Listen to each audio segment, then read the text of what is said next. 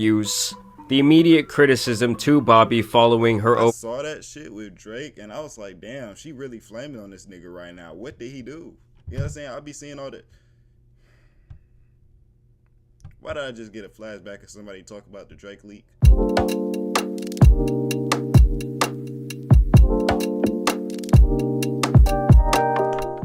Swear you too, you know what I'm saying? Chad, kind of back into the reaction match. Everybody hit her. Boom. You know what I'm saying? She came back. Nah. Damn. Let me know if this shit get annoying. Better yet, I don't really care. Bro, make sure you staying blessed, man. I don't want you to wake up having that thought in your head that you can't do something that you know you can do. You know what I'm saying? Just keep on working, bro. I'm telling you. That shit, that word gonna be, me saying that same ass sentence gonna get old, but at the same time, if you don't like it, you can unsubscribe, man. You know what I'm saying? We all over here about grinding this shit, working as hard as we can to be the best version of ourselves. You know what I'm saying? But make sure y'all staying blessed. Make sure y'all staying iconic, man. Let's see what they talking about. Talked about Bobbi Althoff. At the time, she was this podcaster who seemingly came out of nowhere doing one of her first interviews with Drake, which led to her talking to Tyga, Mark Cuban, and even Offset of the Migos. Don't get me wrong, she was viral for her online activity beforehand, but just for like mommy blogger content, and with her being pretty much brand new to the interview podcasting space, and landing Drake as her second guest ever, and everyone knowing that he almost never does interviews, the immediate criticism to Bobbi following her I saw that shit with Drake and I was like, damn, she really flaming on this nigga right now. What did he do? You know what I'm saying? I'll be seeing all that. Why did I just get a flashback of somebody talk about the Drake leak? That should have not been the first thought that came to mind, and it wasn't. You just talk about the nigga and you just seen the shit. I did not see the leak. I didn't. I promise you I ain't see it. But everybody's talking about that shit. It's like, damn, nigga, no, I don't want to hear about that shit. That shit traumatized me. Overnight success was that she must be an industry plant, which in very simple terms means that the industry, or at least the people behind the curtain with the real power in the entertainment business, predetermined that she would be successful, and so in turn she would get opportunities that other people might have to work 2 decades for. At the time, others also noted that with that is crazy because that's actually how the fucking nigga. You could have all the fucking fame in the world, nigga. If you don't have that type of connections, nigga, you fucked.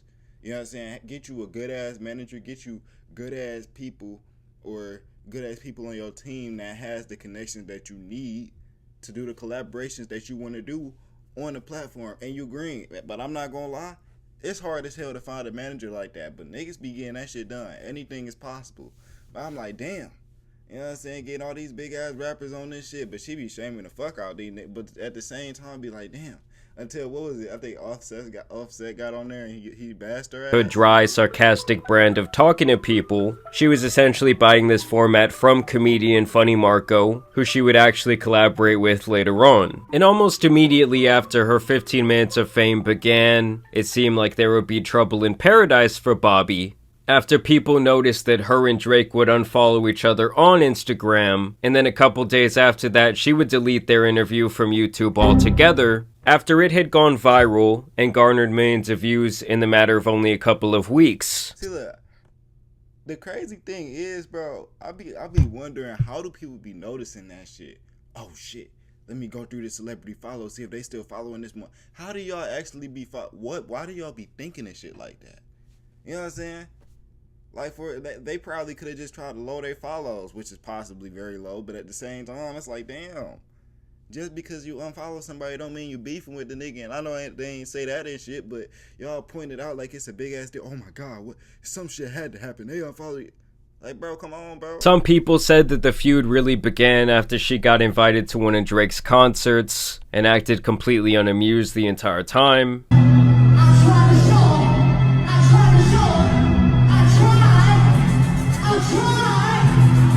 You know, like how you have a family and shit or whatever. I know you had them aunties and uncles that put their little niece or nephew in the corner and told them to stay in the corner for 5 minutes straight. It's like she one of them people. Her parents told her to stand in the corner. She in time out for a little bit. That's the type of vibe that I'm getting right now. She said,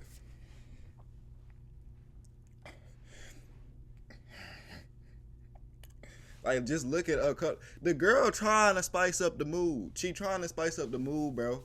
But she over here like her whole day ruined.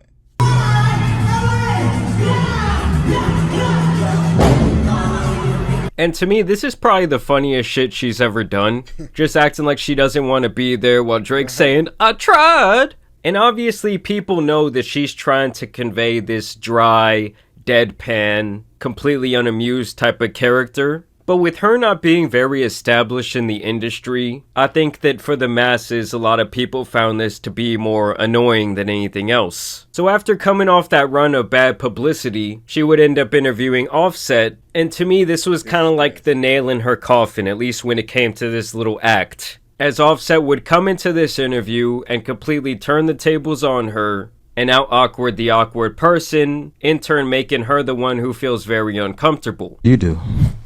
That's the question. I interview people. Why? Because I want to get to know them. Why do you want to get to know me? He flamed her ass. I ain't gonna lie to you. I didn't. So she's trying to big league our guy just like she kind of did to everyone beforehand, and he really wasn't going to stand for that shit. You did. Your team reached out to mine. Don't cap. Let's not cap about that. That's not flex for the gram. Uh-oh. CAP. I honestly don't know how this came about. I'm not going to lie to you. Me either. Okay. Well, my team could have reached out to yours. I'm not going to. I don't want to make you look bad. They had to show me who Bobby was. I thought they were talking about Bobby Boucher. No. Crazy. He's like, they don't even know you. He's exposing the plant in the nicest way possible. Ever heard of Offset in The my water? life? Yes, you have. Have not. I Googled Damn. you on the way here, and I read something about you. I had to go on TikTok. I couldn't even Can Google I? you. Thank Ooh. you. I had to go TikTok search. I couldn't It's Google good. you. It's Google's about- not there yet. You're not there yet. But you'll be there. But you're on TikTok. Ooh! I don't know why, but it seems like when you only have TikTok fame, people see it as kind of like a slight. Like, I think TikTokers think that people don't necessarily take them seriously. And I do think that's just kind of the nature of things when new, like, entertainment format kind of takes off. That's the way it used to be with YouTubers and streamers. But now that those things have gone more mainstream, obviously, you know, the people in the industry get a lot more respect. And Offset would just continue to grill her up during these interviews. It was like she was one of those big pigs at a Hawaiian cookout, just slow roasting over the flame while he turned her over and over and over again. You know, he just kept thinking faster than her the entire time. That's really what it was. Like, why would you go 2000s tank with the open button up? I don't claim to be into fashion. You do. If that was the case, then you would have just came in here with a big ass hoodie on and some sweatpants. You really tried to. You put that together. You gotta just love how he's flipping the tables on her. It's like she's completely stumped. She doesn't know what to say. And in return, he has something slick to say to pretty much every single one of her comments. Okay, what would you do differently? On your fit? Mm-hmm. Definitely would put a little moisturizer down there, and then I would definitely. Crazy. He said those ankles are ashy. Start rubbing those things together. We're about to start a fire. Yeah, it's giving 36-year-old mom. You're 26. You see what I'm saying? So you should stay down there and not up there. You feel me? Mm-hmm. So he would just continue to cook her. And the moment that I would say went the most viral is when he would actually call her an unseasoned piece of chicken. In a minute, she's gonna be charging $25 million an interview. Tell him. Yeah, I will be. Tell him. Tell them. You gotta shake my hand. Oh. You need a little bit of seasoning. You ain't got no seasoning, man. You like a plain piece of chicken, just on the thing. You pull it off, and then you serve the dish. You need some motherfucking seasoning, man. You know what I'm saying? that big old. It don't get the crispy and that's it though. Well, that's the whole nigga. Just a little Have a sprinkle great of day, seasoning. Offset. Just a little seasoning. All right, you can leave now. This is my hotel. I paid for this motherfucker. You can leave now. I mean, he just straight up decimated her for about 45 minutes straight. And obviously they are joking around a little bit. I do think that he was going to take her more seriously in this, but once she came in and tried to make him the butt of the joke, once she came in and essentially tried to big league him, this man had to show her what was really up. And after this, her show would continue to go on to have some pretty decent success. but it does kind of appear that each interview from here on out was doing less and less views, besides this most recent one that did have a bit of a viral moment, though I do feel like that was also manufactured. Here's actually that moment I'm talking about. But that's why I'm interviewing you today, so I can get to know you. So I'm a musician. What the fuck that mean? Make magic or something? What is musician? I think you're confusing that. Yeah, I'm not no musician. I make music. Just really quick, I think you're confusing. I'm not confusing nothing because you don't know. This was the most brain dead scene that I ever seen in my life. How did you get magician confused with magician? Damn, they do sound the fucking same. But I feel like she felt like Bobby was just gonna come after her ass, so she was like, "Oh shit, no, I gotta stand on guard." But then ended up sounding dumb as hell. You thought that all I was a magician or whatever the fuck you said. See, that's what I think you think I said. No, I said musician, not magician. I don't think, baby. I don't think.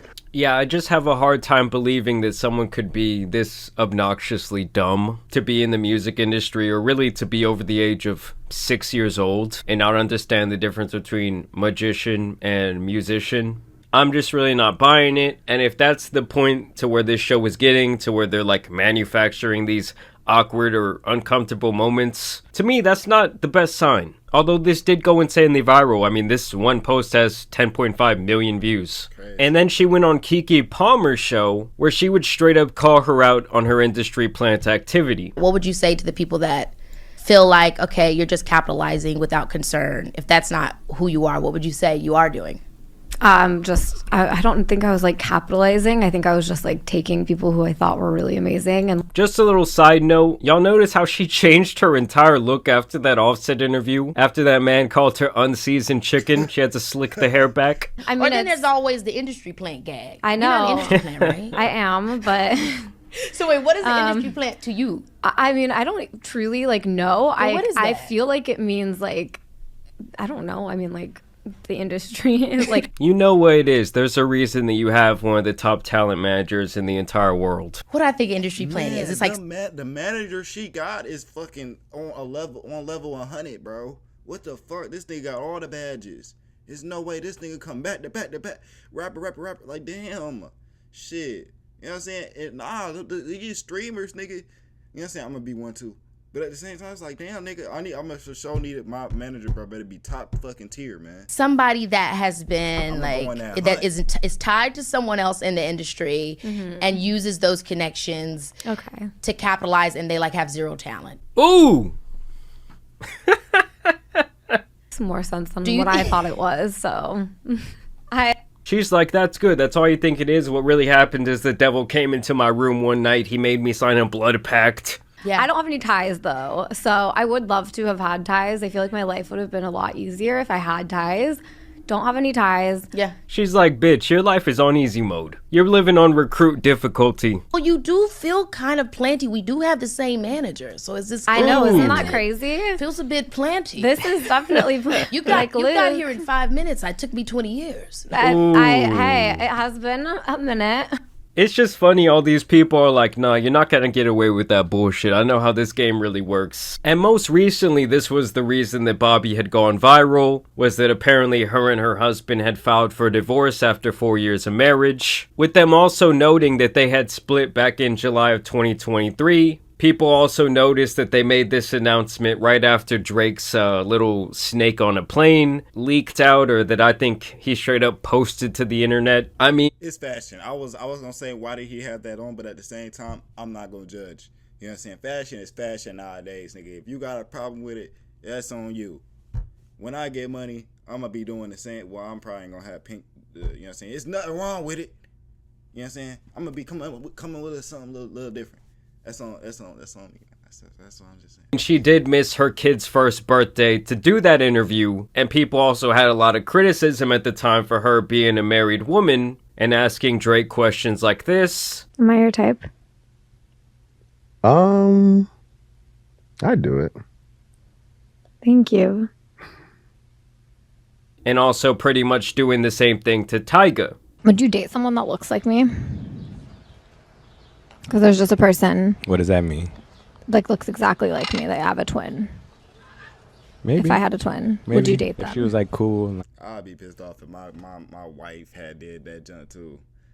Fuck the content. That's a little disrespectful. You know you damn well you dating me. You saying that? No, she's exactly like me.